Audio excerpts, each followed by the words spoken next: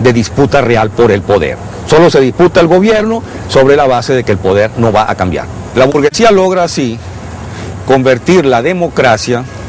de gobierno del pueblo en gobierno de los políticos. Gobierno de los políticos, es decir, de los políticos profesionales que son políticos al servicio del sistema, que viven de la política, que han hecho de la política su forma de vida. Y estos políticos burgueses, más allá de las diferencias que puedan tener por pertenecer a partidos distintos, que a veces se disputan sobre algunos temas,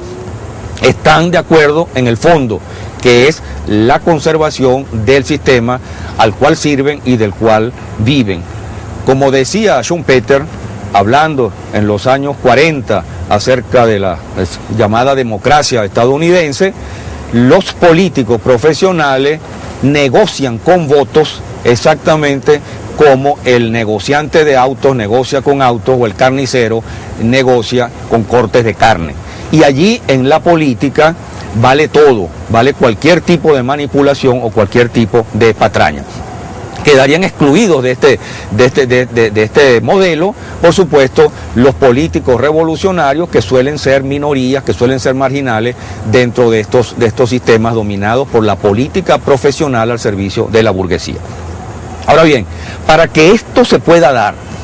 esta reducción de la democracia a lo político y esta reducción de lo político a lo electoral y esta reducción de lo electoral a una disputa por el gobierno y no por el poder, manipulada por los políticos profesionales al servicio del sistema, para ello se requiere de alguna forma de lo que yo he llamado en algunas oportunidades los tres mosqueteros de la manipulación, los tres mosqueteros del embrutecimiento de la mayoría de la población, para lograr que la mayoría de la población entonces vote por la minoría, que los pobres voten por los ricos y que los explotados voten por los explotadores. Esos tres mosqueteros son la iglesia, la escuela y los medios de comunicación. La iglesia es el primero y tiene una enorme importancia porque se encarga de moldear el cerebro y los valores de los niños, incluso antes de que tengan uso de razón, para convertirlos en seres domesticados, pasivos, incapaces de rebelarse, que esperan un mundo mejor lejos de este y que se someten a las arbitrariedades porque el poder, sobre todo cuando se trata del poder de la burguesía, se lo considera un poder sagrado. La escuela se ocupa de profundizar en este terreno, de profundizar lo que la iglesia ha comenzado por hacer, es decir, educar en los valores del individualismo, en los valores del capitalismo, en los valores de la competencia, en los valores del egoísmo. Y finalmente están los medios de comunicación que son permanentes, que actúan permanentemente sobre el individuo, que actúan a diario, que actúan en todas partes y que se encargan de manipular, de embrutecer y de mentir justamente para mantener domesticada a la población. Con esos tres mosqueteros de la manipulación y el embrutecimiento, el sistema capitalista puede funcionar e incluso hacerse pasar por democracia. Pero ocurre que los tres mosqueteros, como pasa normalmente, no son tres sino cuatro, y que el más importante es el cuarto. Y aquí el cuarto mosquetero es justamente el ejército, el poder militar al servicio de la burguesía.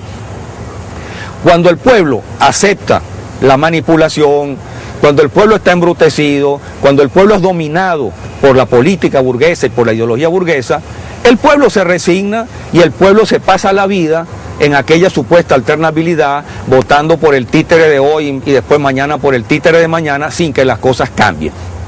Pero cuando los pueblos adquieren conciencia, cuando los pueblos se organizan, cuando los pueblos empiezan a luchar, y cuando los pueblos rebasan entonces el nivel corriente de la manipulación y quieren cambios de verdad, quieren poder, quieren participar del poder, quieren protagonismo en el poder, entonces entra en operaciones el cuarto mosquetero, el ejército, llamado por la propia burguesía, y el ejército viene a poner orden, a reprimir, a aplastar la protesta y en algunos casos a tomar el poder cuando la situación es desesperada. Se produce entonces el golpe de Estado militar, derechista, reaccionario, fascista, que va a beneficiar a la larga a la burguesía, porque va a descabezar por completo al movimiento popular porque se van a mantener en el poder durante algún tiempo, porque va a aterrorizar a la población y porque cuando vuelva entonces lentamente la democracia, poco a poco, unos años, unas décadas después, esa democracia va a ser otra vez una democracia castrada, una democracia temerosa, una democracia asustada, que le tiene miedo a los cambios por la amenaza de la represión. El mejor ejemplo de eso que está a nuestro alcance es el Chile actual, el Chile que pasó del gobierno revolucionario de Allende por la dictadura criminal de Pinochet para terminar en el gobierno actual chileno. Aquí se genera entonces un proceso, un ciclo perverso, porque después de las dictaduras y cuando vuelven las democracias timoratas, el pueblo sigue luchando, el pueblo sigue protestando y sigue reconquistando espacios perdidos, y entonces la amenaza dictatorial aparece otra vez. De modo que el ciclo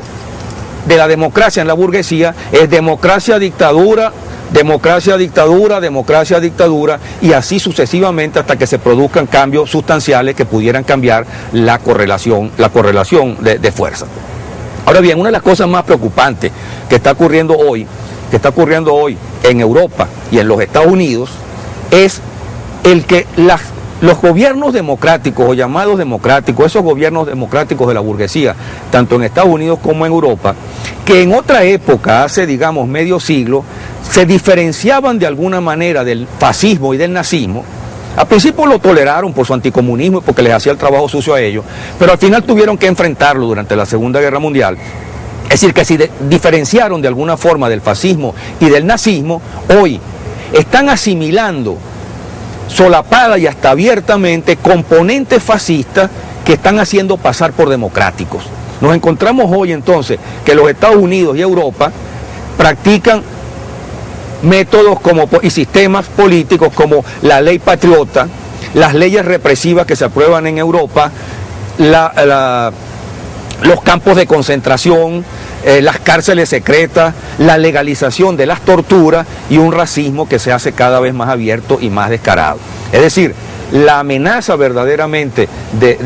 que vive la burguesía frente al crecimiento de las luchas populares, frente a la miseria generada por ella, vuelve a poner en peligro incluso esas democracias chucutas, esas democracias insuficientes que han sido las democracias burguesas y que no pueden trascender de esos límites. La esperanza estaría en otro lado, la esperanza está en la búsqueda por la vía de la gran unidad, por la vía de la conciencia, por la vía de la organización de los pueblos que se disponen a superar ese juego perverso